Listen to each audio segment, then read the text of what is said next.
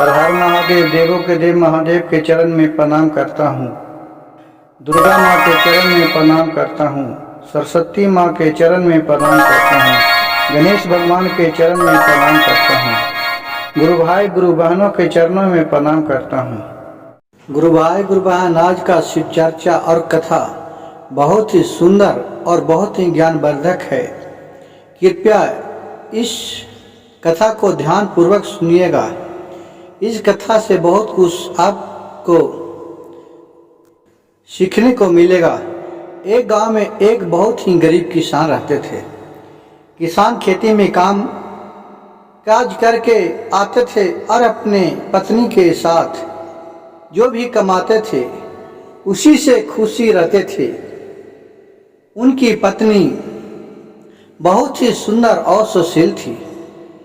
उसके गांव में एक दिन भोलेनाथ एक साधु का भेष धर के उस गांव में आए और बोले सब गांव वासियों से कि सब लोग गुरु मंत्र ले लीजिए, शिव गुरु का, भोलेनाथ का मंत्र ले लीजिए। जीवन में कुछ भी नहीं तो ही नैया को पार लगाते हैं। इनका जो भी मंत्र लीजिएगा उनका यहाँ नहीं तो जो भी दान पुण्य को कीजिएगा वो ऊपर जाके मिलता है। वहाँ जितने भी गांव वासी वाले बैठे थे वो बोले बाबा क्या ऊपर हमें जो यहाँ दान करेंगे ये मिलेगा, और अगर दान नहीं करेंगे तक का नहीं मिलेगा। बाबा बोले कि आपका जैसा इच्छा, गुरु मंत्र लेने के लिए कोई फीस नहीं लगता है, कोई पैसा नहीं लगता है। जिस तरह सरकारी स्कूल में पढ़ाया जाता है उसी तरह शिव गुरु का मंत्र लेने के लिए फिर ही आप नाम बोलिए और आपको उच्चारण कर दिया जाएगा। जहाँ भी शिव चर्चा होता है, कथा होता है, शिव गुरु का कहानी होता है। तो उसी गांव में जो किसान की औरत है वो भी सोची कि चलिए नहीं है तो हमारे पास तो कुछ नहीं है, लेकिन जो भी खाते हैं उसी में से 1 किलो अनाज दे देंगे और हम भी गुरसिक हो जाएंगे, गुरु मंत्र ले लेंगे। और रात में उसके पति आए तो बोले पति से अपने कि हे पतिनाथ, एक बाबा आए हैं, वो सबको गुरु मंत्र दे रहे हैं, क्या हम दोनों भी गुरु मंत्र ले लीजिए, क्योंकि मरला के बाद हम लोग के साथ वही एक मंत्र जाता है और सबके सब जितना भी संपत्ति यहीं के यहीं रहा जाता है। कहीं की तो हमारे पास तो कुछ है नहीं। बेचारा जो किसान था, गरीब था, वो थोड़ा थोड़ा जो भी कमा के लाता था उससे ये जो उसकी पत्नी से थी किसान की, वो एक नाक के नथनी बनवाई थी सोना के। ये सोचिए अपने कि हम गुरु मंत्र में इसी को काहे न दान कर देंगे, लेकिन मेरे पति जानेंगे तो बहुत ही वो खिसियाएंगे। इसलिए उसका पत्नी को मन था कि मैं सोना ही दान करूंगा।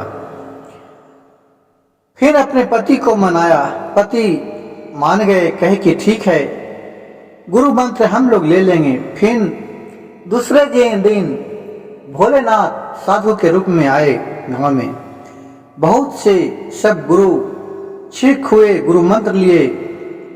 ये अपने घर बाबा को बुला के लाए, अच्छा तरीका खाना खिलाए साधु बाबा के, और बोले कि बाबा हम लोग के भी गुरु मंत्र दे दीजिए। और भोलेनाथ इन दोनों के गुरु मंत्र दिए और सीधा में अपने चावल और जो भी उसमें नीमक जो भी रहे वो सीधा में उसी में अपने नाक के जो नथनी था उसको घुसा के और भोलेनाथ को दक्षिणा में दान कर दिए। ये भोलेनाथ तो सब जानते हैं, वो तो अंतर्यामी है, वो सब जान रहे थे। ये अपने पति के डर से ये चुपे दे रही है, लेकिन अगर बोलता हूं तो इसका पति इस पर बहुत दुख होगा, इसका पति का। इससे ये मंत्र है जो अधूरा रह जाएगा। कह कि ठीक है, और फिर गुरु मंत्र देके और अपने भोलेनाथ चले गए। कुछ दिन बीतने के बाद फिर दोनों खुशी खुशी रहने लगे और जहिया से भगवान के नाम लेने लगे, दिन दोगुना रात चौगुना इस किसान के बढ़ने लगे। अब भोलेनाथ के नित्य दिन उठकर अपना 3 मंत्र का उच्चारण करते थे दोनों परिवार। एक समय ऐसा आया कि फिर बुढ़ापा का समय आया और किसान के जो किसान था उसका मृत्यु हो गया और फिर वो वहां से चले गए। सब क्रिया कार्यक्रम हुआ। फिर 6 महीना के बाद उसकी पत्नी का भी मृत्यु हो गया। उसकी पत्नी फिर जब प्राण लेके वहां शिव लोग जा रहे थे तो लोग बोलते हैं, गुरु भाई गुरु बहन, कि एक बैतरनी नदी पड़ता है जो पार होने पड़ता है। तो इसको इतना गहरा पानी में जो किसान था वो पार नहीं हो पा रहा था। वो चारों पट्टी घूम रहा था कि इसके पार कैसे हों, पार कैसे हों। फिर इसका पत्नी का जब वहां से लेके आया तो भी वही किनारा पर पहुंचे तो देख रहा है कि मेरे पति अभी तक यहीं भटक रहे हैं।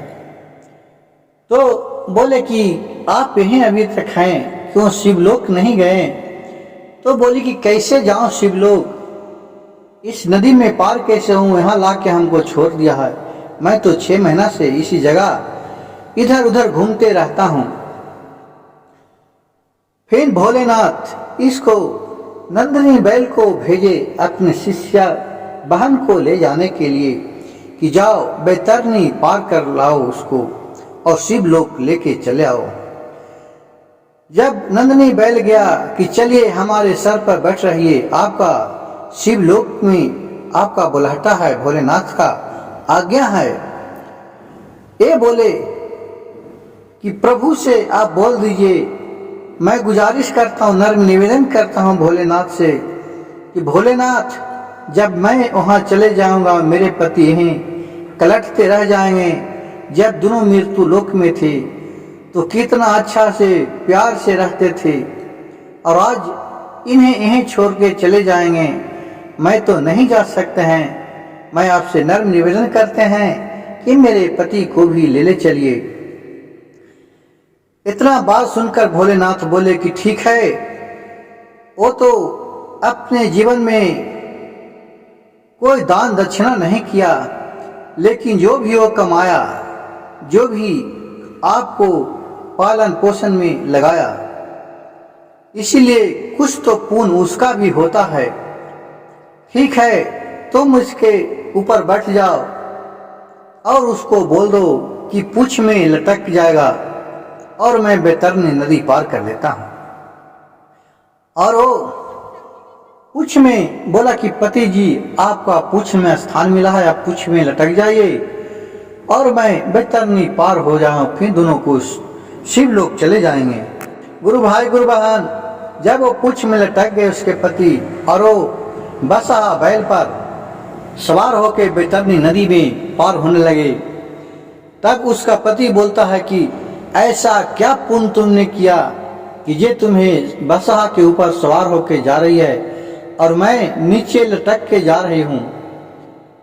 अब ये बोली सोची उसकी पत्नी किसान के कि अगर इसको बताते हैं तो भी ये छोड़ देंगे रास्ते में, अगर झूठ बोलते हैं तो मैं बहुत ही पाप का भागी बनूंगा। उन्होंने बोली, उसकी पत्नी ने किसान के कि हे पतिनाथ, जब हम लोग गुरु सीख हो रहे थे तो ये मेरा सोना के नथनी था, वो पैसा बचा बचा के आप कमा के दिए थे और उसको मैं रखे थे। वो नथनी जब गुरसिख हुए थे तो चावल में घुसा के बाबा को दे दिए थे, जिसका पुण्य से आज हम बैतरनी पार हो रहे हैं।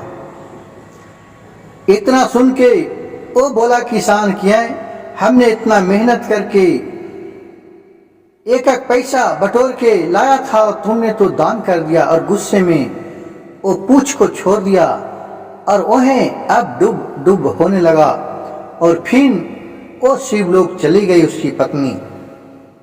गुरु भाई गुरु बहन, उसके पत्नी जब भोलेनाथ के पास गए तो एक हाथ पर जोड़ के खड़ा हो गए। अब भोलेनाथ से नर्म निवेदन करने लगे कि हे प्रभु, हम लोग का, मैं उन्हीं का कर्तव्य से, उन्हीं का परिश्रम का मैं दान दक्षिणा किया हूं, मैं यहाँ चले आओ बतरनी में डूब उब रहे हैं, प्रभु उसे उन्हें भी हमारे साथ ला दीजिए, क्योंकि उन्हीं का कमाई में दान किया था। बहुत ही भोलेनाथ से नर्म निवेदन किए तो भोलेनाथ का दया आ गया अपने शिष्य पर, क्योंकि भोलेनाथ दया दयालु हैं। और फिर वहां से अपने नंदिनी बैल को आज्ञा दिए और वहां से शिवलोक से उसको एक डोली और कहार आया और फिर उसका पति का लेकर के शिवलोक गए। गुरु भाई गुरु बहन, अगर मेरी कहानी अच्छा लगे तो प्लीज कृपया मेरे चैनल को एक लाइक कर दीजिएगा और सब्सक्राइब कर दीजिएगा और एक शेयर कर दीजिएगा और बेल आइकन का बटन दबाना ना भूलिएगा, ताकि लोगों तक यह कहानी सुनने को मिल सके। हर हर महादेव, घर घर महादेव।